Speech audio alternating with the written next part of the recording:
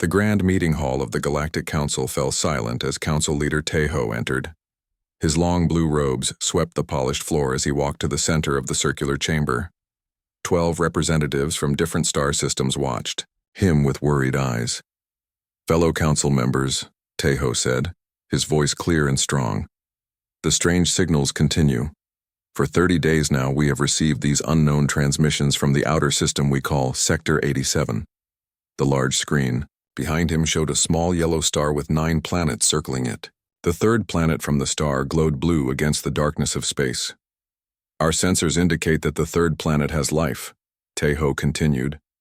"We must learn if these beings pose any threat to our peaceful alliance." Council member Yuri stood up. "Is sending a fleet necessary? We could send unmanned probes first." Tejo shook his head. "The signals have grown stronger each day. We need our best ships and minds to understand what we are facing." After a short debate, the council voted. The decision was made. A fleet would go to Sector 87. Commander Ji-un stood on the bridge of the Stellar Wind, the largest ship in the reconnaissance fleet. At 32 years old, she was the youngest fleet commander in council history. Her black uniform fit perfectly, the silver pins on her collar showing her high rank. "Commander, all 5 ships report ready for jump," said Officer Han, her second in command. Ji-un nodded. "Good. Set course for Sector 87. We will arrive at the edge of the system and approach slowly." "Yes, Commander." Ji-un looked at the star map. The journey would take 3 days with their fastest drives. She had studied all available information about the mysterious sector. The signals coming from the third planet were unlike anything in the Council database. "This will be a standard observation mission," she told her crew. "We watch, we learn, we report back. No contact unless absolutely necessary." The 5 ships of the fleet, Stellar Wind, Bright Horizon, Silent Observer, Deep Voyager, and Quick Shadow, lined up in formation. Their engines glowed bright blue as they prepared for the jump to faster-than-light speed. Ji-un gave the final order. "Begin jump sequence." The stars stretched into lines of light as the fleet disappeared into the depths of space. 3 days later, the fleet emerged at the edge of Sector 87. The yellow star shone brightly ahead of them. "All ships report successful arrival," said Officer Han. "No damage or system issues." "Excellent," Ji-un replied. "Begin full sensor sweep of the system. Focus on the third planet." The bridge crew worked quickly at their stations. Soon, data began flowing across their screens. "Commander, we have initial readings," reported Science Officer Sun-mi. "The third planet is covered mostly by water. It has 1 large moon. The atmosphere contains oxygen, nitrogen, and carbon dioxide." "Any signs of technology?" Ji-un asked. Sun-mi adjusted her instruments. "Yes, Commander. We detect artificial satellites orbiting the planet. They appear quite primitive. There are also structures on the surface that suggest an industrial civilization." Ji-un moved to look at Sun-mi's screen. "How advanced would you say they are?" "Based on these readings," Sun-mi said slowly, "they have achieved space travel, but only to their moon. Their technology appears to be at least 200 years behind Council standards." Officer Han looked surprised. "Those signals we detected came from such a primitive world?" "It seems so," Ji-un said. "Order the fleet to move closer but maintain cloak. We will position ourselves in the asteroid belt between the 4th and 5th planets. From there we can observe without being detected." The fleet moved forward slowly, their advanced cloaking technology hiding them from any primitive scanning systems the planet might have. As they approached, they could see the blue world more clearly. White clouds swirled across its surface. Continents of green and brown stood out against the blue oceans. "Life readings?" Ji-un asked. "Approximately 8 billion sentient beings," Sun-mi answered. "They call themselves humans and their planet Earth, according to the communications we've intercepted." Ji-un watched the planet on the main screen. Such a high population for a single world. Start collecting all data on their civilization, languages, and technology level. The fleet settled into position among the asteroids. For the next 3 days, they monitored all communications from Earth, learning about the humans and their society. Ji-un recorded daily reports to the council. The humans are divided into many nations. They fight among themselves over resources and territory. Their technology is developing rapidly, but they have not yet achieved unified planetary governance. They pose no immediate threat to the Council. On the morning of the fourth day, Ji-eun was reviewing data when Officer Han called her urgently. "Commander, something strange is happening. We're detecting unusual energy readings from Earth." Ji-eun hurried to the bridge. "Show me." The readings made no sense. Energy signatures were appearing around Earth's atmosphere that shouldn't be possible with their level of technology. "Could our instruments be malfunctioning?" Ji-eun asked. Sunmi ran diagnostics. "No, Commander. All systems are working perfectly." Suddenly, a junior officer called out, "Commander, 3 objects approaching from Earth at high speed." "Impossible," Ji-eun said. "They don't have ships capable of detecting us, let alone reaching us this quickly." But the sensor readings were clear. 3 small vessels were heading directly toward the fleet's position. "How could they know we're here?" Han asked, his voice tense. Ji-eun made a quick decision. "Alert all ships, maintain cloak but prepare engines for emergency jump. Send an urgent message to the Council warning them of she never finished her sentence." All systems on the stellar wind suddenly went dark. The emergency lights came on, casting an eerie red glow across the bridge. "What's happening?" Ji-eun demanded. "All systems failing," Han reported, working frantically at his console. "Power source unknown. The other ships report the same issues." Ji-eun tried to send one last message to the Council, but the communication system was dead. Through the viewport she could see the 3 Earth vessels now clearly visible and approaching fast. They were small, sleek, and black. They showed no obvious weapons or engines. Yet somehow, they had disabled 5 of the most advanced ships in the Galactic Council fleet without firing a single shot. As darkness took over the ship and all systems shut down completely, Ji-eun had one final thought. The Council had severely underestimated the humans. The last thing she saw before losing consciousness was one of the black ships opening to reveal a boarding party. The most advanced reconnaissance fleet of the Galactic Council had vanished without a trace. An Earth secret was just beginning to unfold. 7 days had passed since all contact with Commander Ji-eun's fleet was lost. In the central chamber of the Galactic Council, the mood was dark and tense. Council leader Tae-ho stood before the worried representatives. "We must face the truth. Our best reconnaissance fleet has vanished without a trace." Whispers filled the room. 5 advanced ships with over 300 crew members, gone. "How is this possible?" asked Council member Min-ho, his voice sharp with fear. "Those ships had the best defense systems in known space." Tae-ho raised his hand for quiet. "That is what we must find out. I have called senior investigator Hyun-woo to lead a follow-up mission." The doors opened, and a tall man with gray hair walked in. Hyun-woo had solved more space mysteries than anyone in Council history. His black uniform had many medals pinned to it, each representing a difficult case solved. "Senior investigator," Tae-ho said, "please share your thoughts on this situation." Hyun-woo stepped forward. His face was serious as he addressed the Council. "I have studied all available data from Commander Ji-eun's last transmissions. The facts are concerning. A primitive planet should not have been able to detect our ships, let alone disable them. Could it be a natural phenomenon?" asked Council member Jin-ae. "Perhaps an unknown energy field." "Unlikely," Hyun-woo replied. "The fleet's last readings showed 3 vessels approaching from Earth. This suggests direct action by the humans. The chamber grew quiet as everyone considered this troubling information.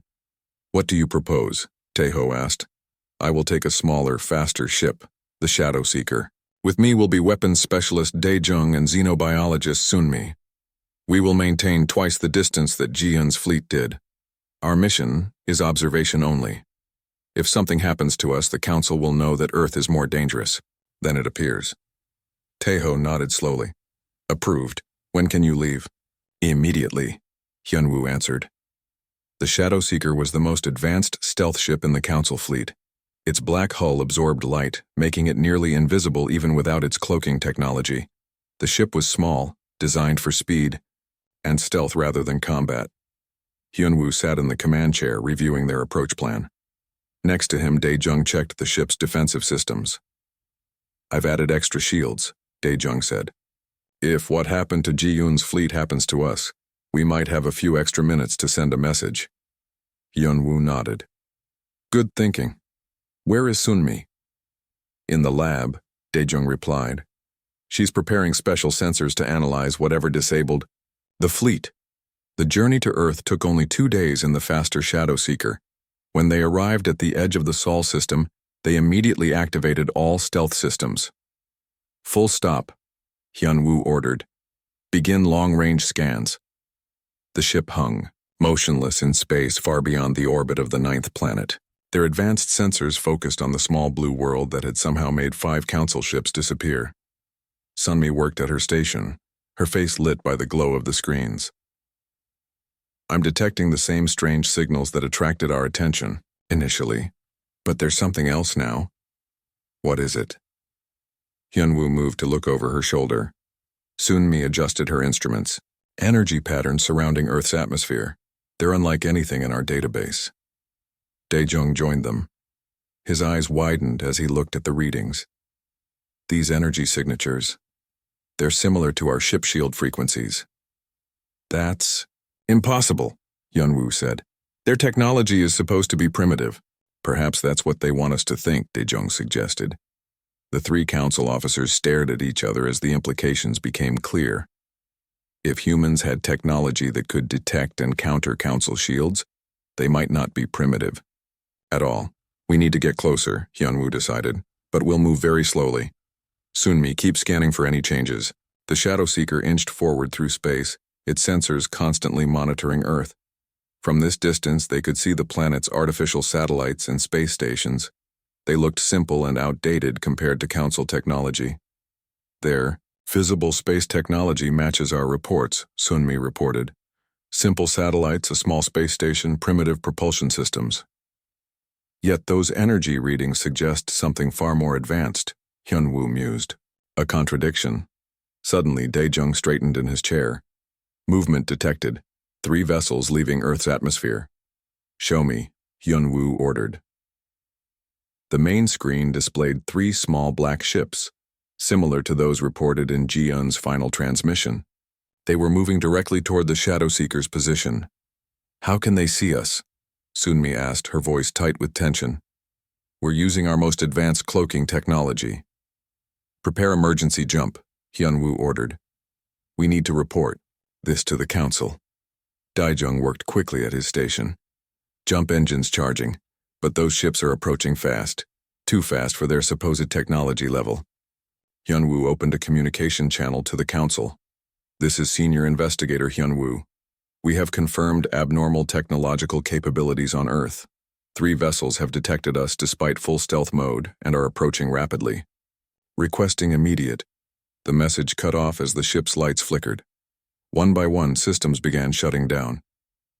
"The same thing that happened to Ji-yoon's fleet," Sunmi whispered. Dae-jung tried desperately to maintain power.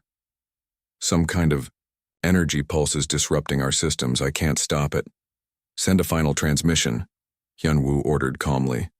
"Use the emergency beacon." As darkness spread through the ship, Hyunwoo recorded a final message to the council. His voice was steady despite the dire situation. "The humans are not what they appear to be. Their visible technology is a deception. They were waiting for us." The Shadow Seeker went dark as the 3 black Earth ships surrounded it. The last thing Hyunwoo saw before the view screen died was a larger fleet of ships emerging from behind Earth's moon. Ships that should not exist on a world with such primitive technology. As consciousness faded, one thought filled Hyunwoo's mind. The Galactic Council had made a grave mistake in their assessment of Earth. In the vast emptiness of space, another Council ship disappeared without a trace. Back at the Council headquarters, Hyunwoo's final 5 words reached them before the signal died. They were waiting for us. Chaos erupted in the Galactic Council chamber. The loss of a second ship had shattered the Council's confidence. Representatives from all 12 star systems shouted over each other, demanding action. Council leader Tae-ho struck his staff against the floor 3 times. The sound echoed through the chamber, bringing silence. "We must remain calm," he said, his voice steady despite the fear in his eyes. Senior investigator Hyun-woo's final message was clear. The humans are not what they appear to be. On council, member Minho stood up. His face was red with anger. "We should send our entire battle fleet. These humans have taken our people. They must be punished." Several representatives nodded in agreement, but council member Jin-ai raised her hand to speak. "We have lost 8 ships already," she said. "If Earth truly has technology that can disable our most advanced vessels, sending more ships might be a mistake.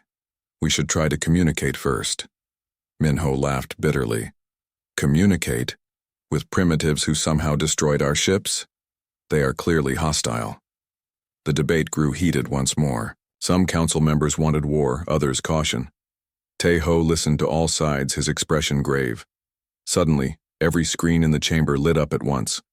The council's communication system activated without anyone touching the controls. The arguments stopped as all eyes turned to the main screen.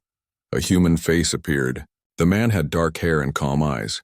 He wore a simple white uniform with no visible rank or markings. "Greetings, Council Leader Tae-ho and representatives of the Galactic Council," the man said in perfect Galactic Standard language. "I am Ambassador Song Jae of Earth's United Defense Force. I wish to speak with you about recent events." The council chamber was completely silent. Everyone stared at the screen in shock. Not only was this human speaking their language, but he also knew the council leader by name. Tae-ho stepped forward. "How are you accessing our secure communication system? How do you know our language?" Song Jae smiled politely. "We have been monitoring Galactic Council communications for many years. As for your language, it was not difficult to learn." "Where are our ships?" Minho demanded. "What have you done with our people?" "Your people are safe," Song Jae replied calmly. "Your ships are currently in orbit around Earth undamaged. We merely disabled their systems temporarily. No one has been harmed." He touched something off-screen, and the view changed to show the missing council ships. They appeared intact, floating peacefully above Earth. "I propose a meeting," Song Jae continued. "Council Leader Tae-ho, I invite you to Earth to discuss a possible alliance between our worlds. I will transmit coordinates for a neutral meeting location." The screen went dark before anyone could respond. A moment later, the council's computer system chimed with an incoming data transmission. "What should we do?" Jin-A asked, breaking the stunned silence. Tae-ho looked around at the worried faces of the council members. "I will go. We need answers." "It could be a trap," Minho warned. "Perhaps," Tae-ho agreed. "But they could have destroyed our ships instead of disabling them." "That suggests they might not be hostile." Despite strong objections from his advisors, Tae-ho prepared for the meeting. He selected a small, fast diplomatic vessel and a minimal security team. 3 days later, they arrived at the coordinates Song Jae had provided. It was a small space, station floating in neutral territory between Earth and Mars. The station was simple but elegant in design, much more advanced than Earth's supposed technology level should allow. Tae-ho's ship docked carefully. He and 2 security officers stepped through the airlock into the station. Ambassador Song Jae waited for them in a plain meeting room with a round table. "Welcome, Council Leader," Song Jae said with a small bow. "Thank you for coming." Tae-ho studied the human carefully. "You have much to explain, Ambassador." "Indeed," Song Jae agreed. "Please sit. What I am about to tell you will change the relationship between Earth and the Galactic Council forever." They sat across from each other at the round table. Song Jae pressed a button, and a holographic display appeared between them, showing the galaxy. "Earth has known about the Galactic Council for over 100 years, Song Jae began. "We detected pure communication signals long before you noticed us." Tae-ho's eyes widened. "Impossible. Your technology is too primitive." Song Jae smiled. "What you have seen of our technology is what we wanted you to see. The satellites, the simple space station, the rocket ships, all of it is a facade. A deception," Tae-ho said quietly. But why? 150 years ago, Earth discovered faster than light travel, Songjay explained. We were eager to join the galactic community, but before revealing ourselves, we sent stealth probes to observe other civilizations. The holographic display changed to show recordings of various council worlds. What we saw concerned us, Songjay continued. The council classified worlds by their technology level. Those with less advanced technology were often exploited for resources or treated as second-class members. Taeho wanted to object, but knew there was truth in the humans' words. The council did treat less advanced worlds differently, so you hid your true capabilities, he said. Songjay nodded. We decided to develop our technology in secret while maintaining the appearance of a primitive world. We built hidden bases on the far side of our moon and in the outer planets of our system. For 150 years? Taeho could hardly believe it. Yes. During that time, our technology advanced far beyond what you might expect. The holographic display showed Earth ships that looked nothing like the primitive rockets the Council had observed. These vessels were sleek and advanced, clearly capable of interstellar travel. When your first fleet arrived, Songjay explained, we decided it was time to reveal ourselves. But we needed to do it carefully. We needed to know your intentions. By capturing our ships, Taeho said. By temporarily disabling them, Songjay corrected. Your crews have been treated well. They have even been allowed to study some of our technology under supervision. Taeho struggled to process this information. If what you say is true, why reveal yourselves now? Songjay's expression grew serious. Because the galaxy is changing. There are threats beyond the Council's territory that will soon concern us all. We believe it is time for Earth to join the galactic community, not as a primitive world to be guided, but as equals. Equals, Taeho repeated. Based on what you've shown me, perhaps more than equals. We prefer to think of it as different paths of development, Songjay said diplomatically. Now shall we discuss the return of your crews and ships, and perhaps the beginning of a new relationship between Earth and the Galactic Council? As Taeho looked at the holographic display showing Earth's true technology, he realized that everything the Council thought they knew about humans had been wrong. The revelation would change the galaxy forever. News of Earth's true technological status spread quickly through the Galactic Council. Some members reacted with fear, others with excitement, and a few with anger. Council member Min-ho was among the angry ones. They lied to us for over a century, Min-ho said, pacing the private council chamber. They spied on us, they disabled our ships, and now we are supposed to welcome them as equals? Council leader Taeho sat calmly at the head of the table. Ambassador Songjay has returned all our ships and crew members as promised. No one was harmed. That is not the point, Min-ho insisted. Earth has technology that can disable our most advanced ships instantly. They are a threat to Council security. Several other Council members nodded in agreement. Jine spoke up from her seat. We should see this as an opportunity, not a threat. Their technology could benefit all Council worlds. If they share it, another member added doubtfully. Min-ho stopped pacing and placed his hands on the table. His voice was low and intense. We cannot allow a single planet to hold so much power. The Council has maintained peace for 300 years by ensuring no one world grows too strong. He looked directly at Taeho. As head of Council security, I believe we must act now while we still can. What are you suggesting? Taeho asked carefully. A show of force, Min-ho replied. We send our battle fleet to Earth. We demand they surrender their advanced technology or face consequences. Jine gasped. That would be an act of war, Min-ho straightened up. It would be an act of protection for all Council worlds. Taeho studied Min-ho's face for a long moment. The full Council has not authorized such action. The Security Council has emergency powers when facing threats to galactic stability, Min-ho reminded him. I do not need full Council approval. Without waiting for a response, Min-ho turned and left the chamber.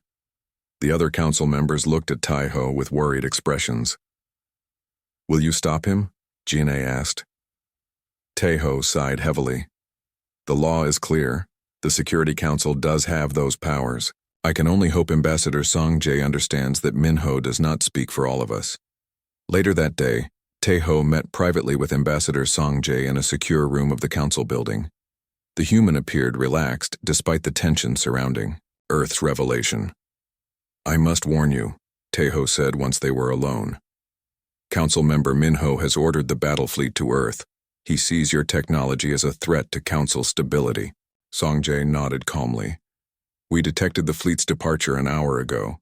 27 ships, correct?" Tae-ho was not surprised that Earth knew this already.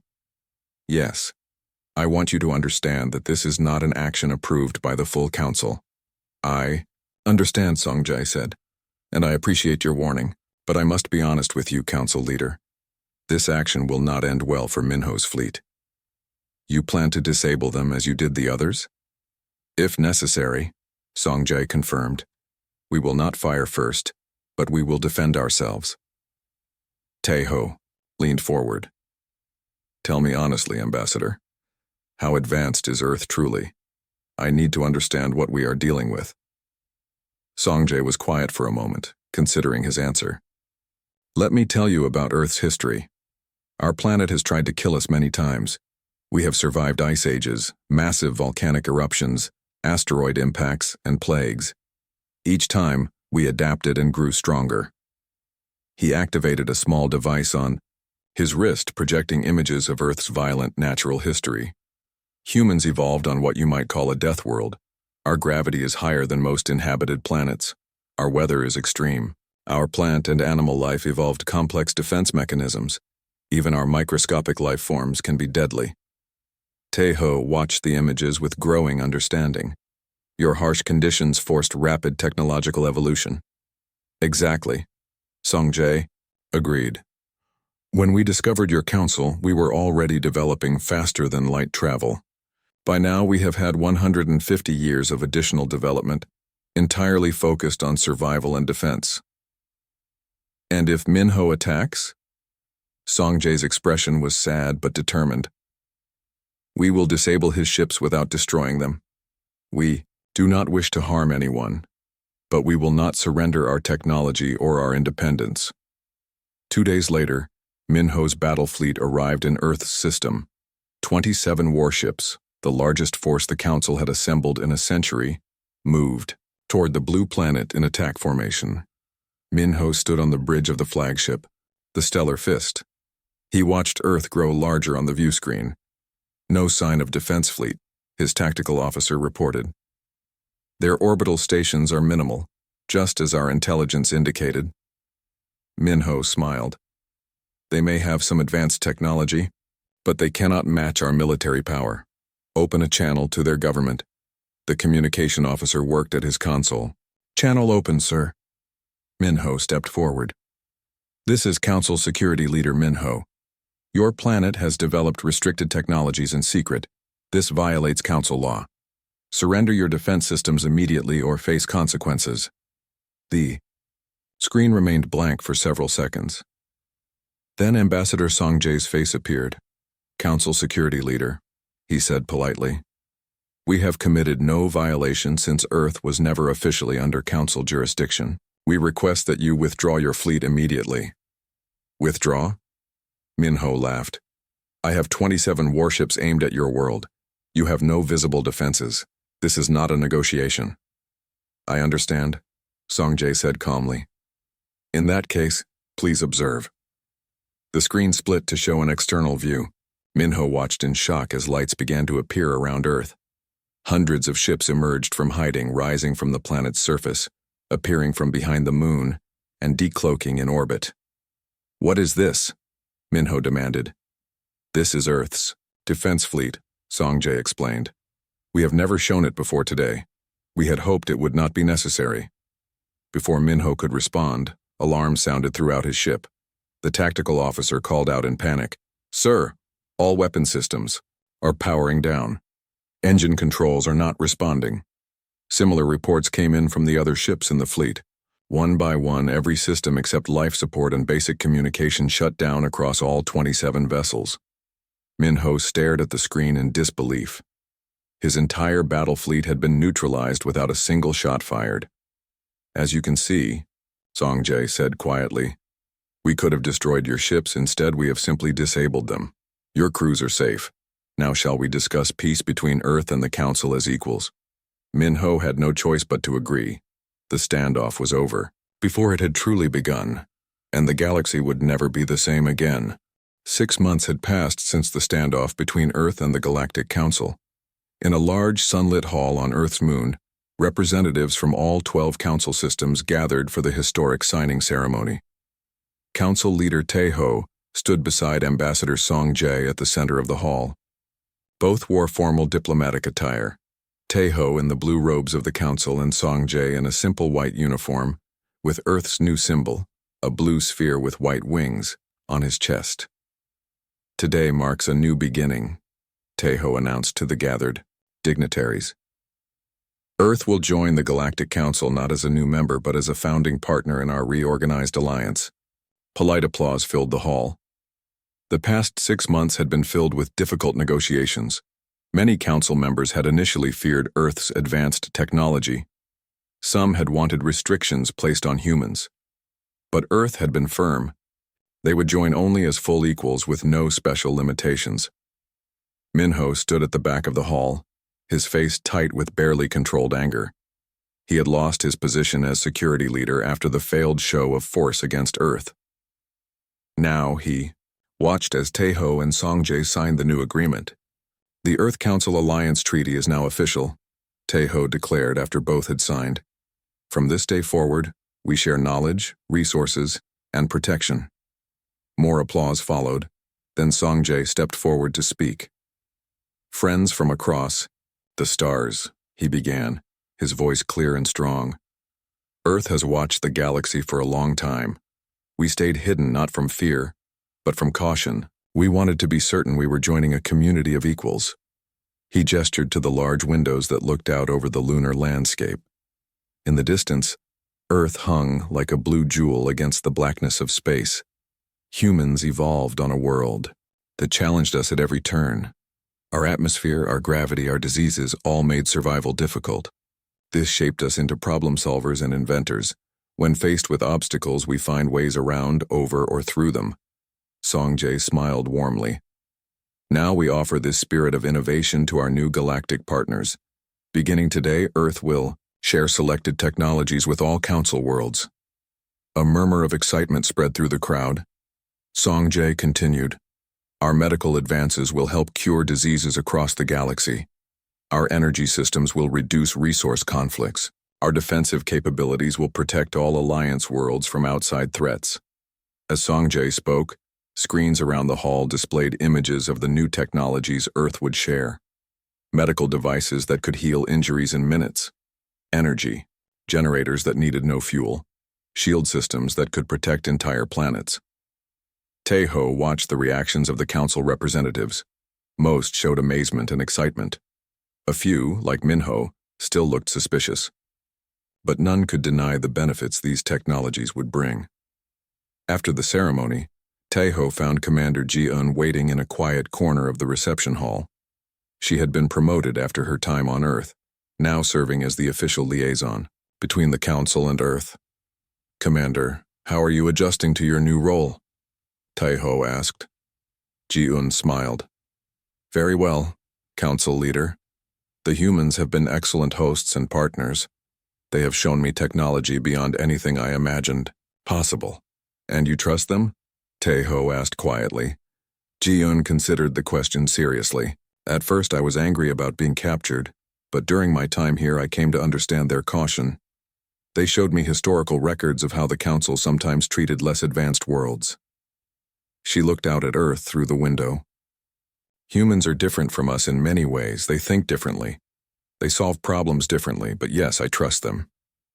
"Good," Taeho said, "because I need someone I trust in this role. The next few years will not be easy as our cultures adjust to each other." 1 year later, the benefits of Earth joining the Alliance were clear to everyone. Human medical technology had cured diseases that had plagued Council worlds for centuries. Their energy systems had ended resource shortages on 3 planets. And their defensive capabilities had been proven when a new threat emerged. The Void Swarm, a previously unknown species from beyond Alliance space, attacked a small colony world without warning. Before Earth joined the Alliance, such an attack would have required days for the Council fleet to respond. By then, the colony would have been lost. Instead, Earth's rapid response ships reached the colony within hours. Their advanced shields protected the settlers while their non-lethal weapons disabled the Void Swarm ships. Not a single colonist was lost. News of the successful defense spread quickly through Alliance space. Commander Ji-un, who had led the Joint Earth Council Defense Force, became a symbol of the new cooperation between humans and other species. In the newly built Alliance headquarters on Earth's moon, Ji-un met with a group of young officers from different worlds. They were the first class of the new Joint Defense Academy, where Alliance species learned from each other. The key to Earth's success, Ji-un explained to the eager students, is not just their technology, it is their way of thinking. Humans call it adaptability, the ability to change quickly when faced with new challenges. A young officer raised his hand. But why did humans advance so much faster than other species? What made them different? Ji-un smiled, remembering her conversations with Song-jae during her time on Earth. Humans come from a world that tried to kill them many times. Instead of being destroyed, they grew stronger. They turned their harsh environment into an advantage. She activated a holographic display showing Earth's violent history, ice ages, volcanic eruptions, asteroid impacts, and more. This is why humans developed differently, she continued. Most council species evolved on stable worlds with few threats. Humans never had that luxury. They had to innovate or die. Another student asked, then why did they not conquer other worlds when they discovered faster-than-light travel? If they were so advanced, they could have taken whatever they wanted. Ji-un nodded. It was a common question. That is what makes humans truly remarkable. Despite their capacity for conflict, they chose cooperation. When they could have conquered, they chose to observe. When they could have destroyed our ships, they chose to disable them. When they could have demanded our surrender, they offered partnership. She looked around at the diverse group of students. Different species, different worlds, all now working together. This is the true gift humans bring to our alliance. Not just their technology, but their perspective. They show us that strength comes not just from power, but from how we choose to use that power. As the class ended, Ji-un looked out the window at Earth glowing blue in the darkness. The revelation of Earth's secret had changed the galaxy forever. What had begun with a dangerous ship fleet vanishing had led to a new era of cooperation and growth. The humans had kept their secret for a long time. But now that secret was out and the galaxy was better for it,